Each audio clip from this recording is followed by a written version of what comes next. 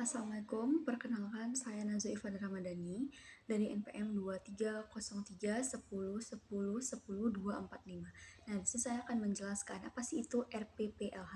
RPPLH ialah perencanaan tertulis yang memuat potensi masalah lingkungan hidup serta upaya perlindungan dan pengelolaannya dalam kurun waktu yang tertentu.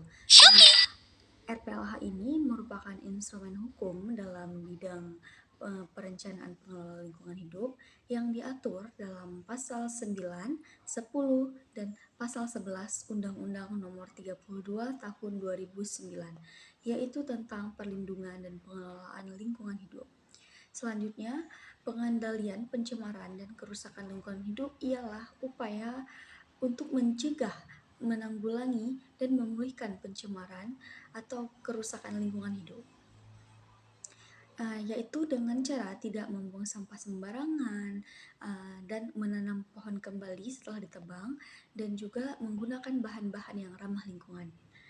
Selanjutnya ialah analisis dampak lingkungan hidup, ialah hasil studi mengenai dampak pentingnya suatu usaha atau kegiatan yang direncanakan terhadap lingkungan hidup yang diperlukan bagi proses pengambilan keputusan. Nah, manfaatnya ialah untuk membantu mencegah kerusakan dan pencemaran lingkungan yang lebih parah. Ya, upaya pengelolaan lingkungan dan upaya pemantauan lingkungan hidup atau UKL dan UPL, yaitu merupakan pengelolaan dan pemantauan terhadap usaha atau kegiatan yang tidak berdampak penting terhadap lingkungan hidup yang diperlukan bagi proses pengambilan keputusan tentang penyelenggaraan usaha. Selanjutnya ialah izin lingkungan, ya analisis mengenai dampak lingkungan atau AMDAL, dan izin usaha dan kegiatan atau IUK, yaitu memiliki hubungan yang erat dalam konteks pengelolaan lingkungan.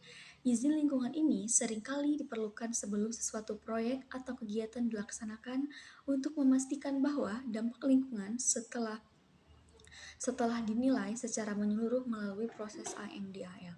Nah, dengan demikian, izin lingkungan dan IUK ini biasanya saling terkait karena pemerintah mengharuskan adanya perizinan lingkungan sebelum memberikan izin usaha dan kegiatan.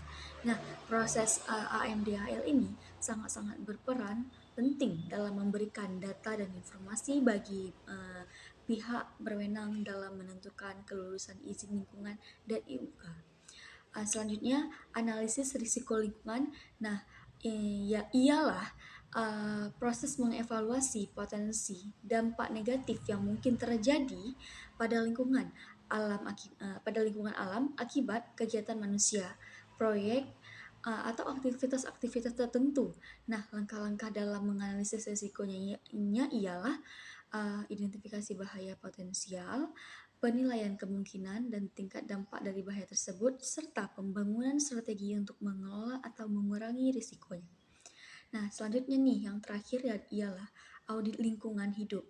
Nah, audit lingkungan hidup ialah proses evaluasi menyeluruh terhadap manusia dan terhadap aktivitas manusia terhadap lingkungan, termasuk penggunaan sumber daya alam, polusi udara, air, dan tanah, serta dampak terhadap keanekaragaman hayati. Nah, tujuannya ialah untuk mengevaluasi kinerja lingkungan suatu organisasi atau kegiatan, mengidentifikasi masalah lingkungan, dan merumuskan rekomendasi untuk memperbaiki dan mengelola dampak tersebut dengan lebih baik. Sekian dari saya, terima kasih. Assalamualaikum warahmatullahi wabarakatuh.